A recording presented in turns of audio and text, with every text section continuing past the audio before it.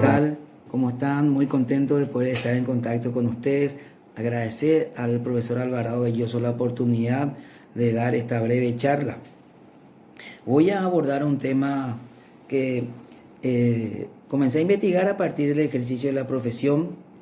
Creo que el ejercicio de la profesión, así como la academia, nos permiten analizar a diferentes instituciones del derecho de fondo, derecho de forma, y así también ver si la norma procesal se encuentra en coherencia con la Constitución en lo que tiene que ver a los resguardos de los derechos y garantías ciudadanas. Quiero abordar con ustedes el tema de la prescripción de la acción y la sanción penal, en específico con respecto a un elemento de la prescripción que hace referencia a la interrupción, uno de los elementos por los cuales no se produce la prescripción, mejor dicho, y en particular a un acto por el cual se produce la interrupción, en este caso la citación para indagatoria, y muy particularmente la citación para indagatoria por parte del Ministerio Público y sus efectos. La prescripción, como sabemos, es un desinterés de aplicar una sanción por la inactividad procesal en un periodo de tiempo determinado por ley, por creer inútil el Estado aplicar una pena por ese exceso de tiempo transcurrido. Binder establece que la prescripción no tendría que estar vinculado con el régimen de la acción, sino que tendría que estar vinculado al régimen de las garantías, de ese punto de vista. ¿Pero por qué? Lo que tiene que ver con prescripción es que está vinculado también a lo que se conoce como plazo razonable. El plazo razonable se entiende como aquel derecho que tiene el ciudadano de llegar a una sentencia en un tiempo determinado y evitar un proceso de tiempo inagotable, como ocurre generalmente en los procesos inquisitivos. Debemos fijar también que el plazo razonable está establecido en la Declaración Americana de los Derechos y Deberes del Hombre. El Pacto de San José de Costa Rica, en su artículo 8, menciona que todo ciudadano privado de libertad en un breve periodo de tiempo, en un plazo razonable, debe ser puesto a disposición del juez. Como así también ya hemos señalado, el tiempo determinado para que el ciudadano en un proceso penal llegue a un estadio de sentencia. Esto tiene que ver con una cuestión de garantía como también de seguridad jurídica. Cuando hablamos de la prescripción, que ya vimos que es la no aplicación de una sanción por el transcurso del tiempo, que también existen figuras por las cuales esta no se llega a la misma. Hago referencia a la suspensión y a la interrupción de la prescripción, que tienen matices diferentes y efectos diferentes.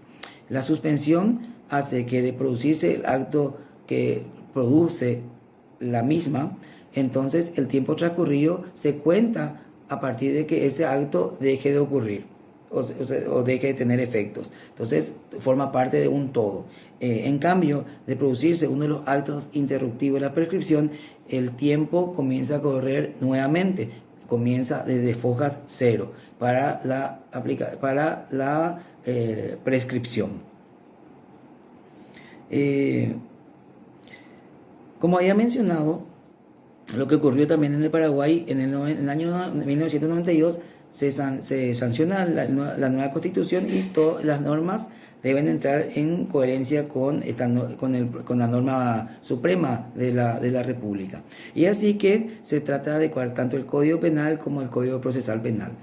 Primeramente se había optado por la modificación del Código Penal, y cuando se redacta el Código Penal se hace en conocimiento de las instituciones vigentes en el proceso penal anterior de corte netamente inquisitivo del año 1890. Este proceso penal anterior, que contaba con dos etapas, un sumario, un plenario, y que el juez era el que realizaba las investigaciones después en el sumario, en el plenario, él analizaba sus propios actos y el Ministerio Público solamente dictaminaba, sus dictámenes no eran vinculantes y era un procedimiento netamente escrito. Eso creó un inconveniente en ese sentido. Con respecto a varias de las instituciones que estaban establecidas como actos interruptivos de la prescripción. Por lo cual fue modificado el Código Penal y en particular el artículo 104 de la interrupción de la prescripción, pero a pesar de la modificación que se adaptó sí a las nuevas instituciones, a las nuevas figuras procesales del Código Procesal Penal de corte garantista, que entró en vigencia plena en el año 2000, en marzo del año 2000, que ahora está cumpliendo 20 años, que este año cumplió 20 años de entrada en vigencia. No obstante, a pesar de esa modificación legislativa, no se corrigió el tema de la citación para indagatorias. Y vamos a ver por qué. Lo que ocurre es que habíamos señalado que todo aquello que tiene que ver con las circunstancias que producen la interrupción no son hechos, son actos. Y hacer actos son actos que podemos considerar que son actos jurisdiccionales. Es decir, al ser actos y no hechos, estamos hablando de que tiene que ser todo dentro del proceso. Y se justifica que tiene que ser dentro del proceso la indagatoria y no extra proceso para que produzca la interrupción en base al siguiente análisis que formulo. El artículo 303 del Código Procesal Penal establece que el proceso se inicia a partir de que el juez toma conocimiento del acta de imputación presentado por el fiscal. Y entonces podemos decir que se inicia el proceso a partir de la presentación del acta de imputación. Todo lo que fue realizado antes de la presentación de la imputación son hechos extra proceso, no intraproceso. Para partir de esa base. Otra circunstancia relevante es que el artículo 31 establece la jurisdicción y la jurisdicción la llevan adelante, según la propia norma, los jueces y los tribunales. De esta manera, esta jurisdicción, que es improrrogable, no la puede ejercer de manera absoluta el Ministerio Público.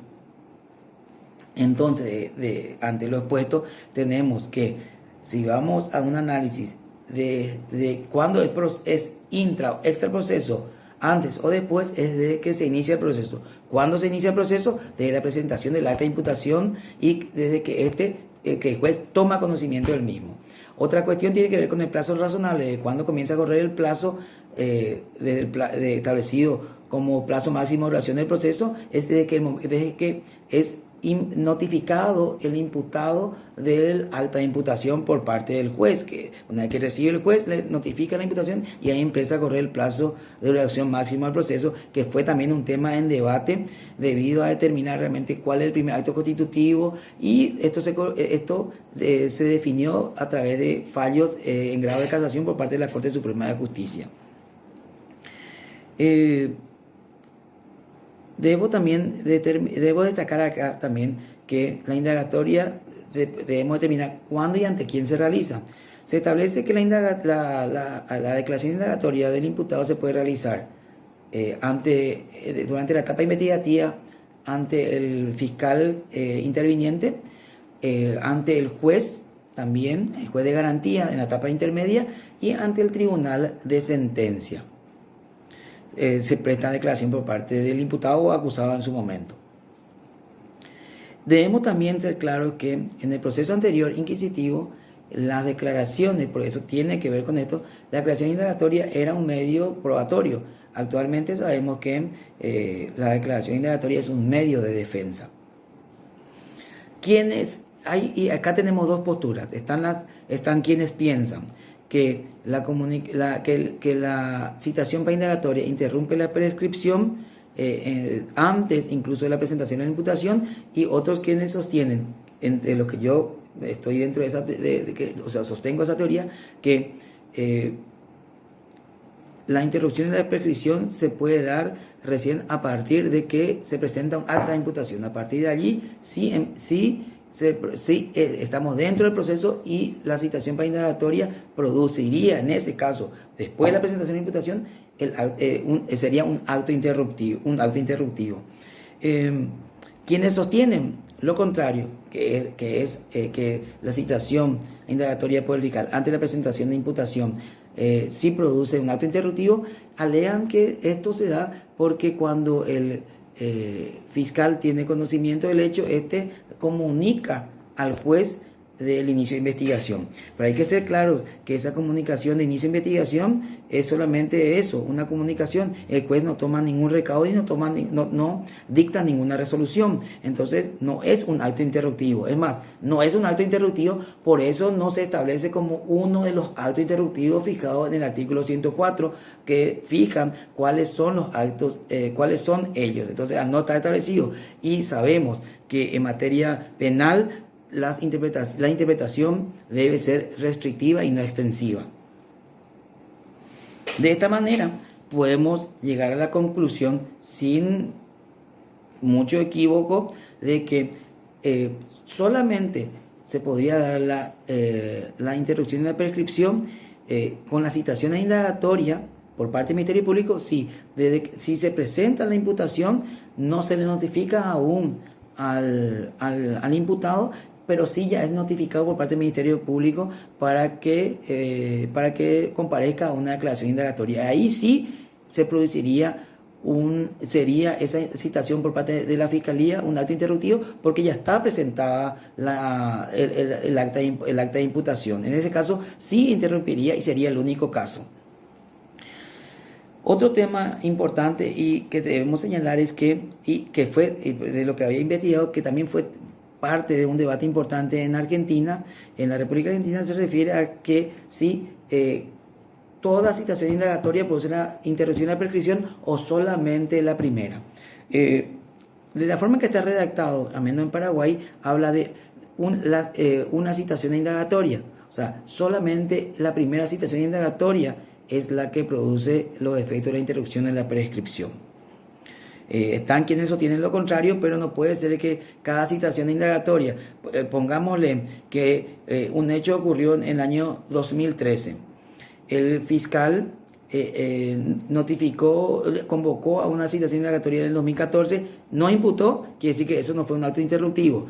Si vuelve a citarlo volvió a citarlo en 2017 y aún no había imputado, entonces ese segundo acto no podría considerarse como un acto interruptivo también de la prescripción, porque todavía no hay imputado. Ahora, y si se notificó posterior al hecho y dependiendo cuál es el tiempo de prescripción del hecho, entonces podríamos decir que transcurridos 5 años, cuando estamos hablando de un hecho punible cuyo marco de expectativa de pena sea 5 años, quiere decir que si no imputó para el año 2018, un hecho ocurrió en 2013 y se imputó en 2019 y quiere utilizar como elemento que convocó a una citación indagatoria en el año 2003, 2014, 2015, eso no puede considerarse porque recién imputó posteriormente en el año 2019. Entonces allí se demuestra cómo podría crear un inconveniente el decir que cada citación indagatoria es volver a correr el plazo de la interrupción de prescripción. Entonces comenzaría de foja cero.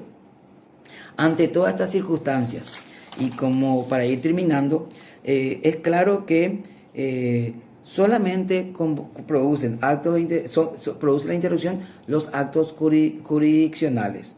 ¿Y cuándo se inician los actos jurisdiccionales? Desde que empieza el proceso. ¿Cuándo empieza el proceso? En el caso del proceso penal, desde que el juez recibe el acta de imputación por parte del Ministerio Público. Solamente la comparecencia o la citación indagatoria por parte de los jueces o tribunales interrumpirían la prescripción, porque estos son intraprocesos. Solo produciría una interrupción de la prescripción si presentada la imputación aún no está notificado el imputado, pero ya es convocado para una indagatoria por parte del Ministerio Público.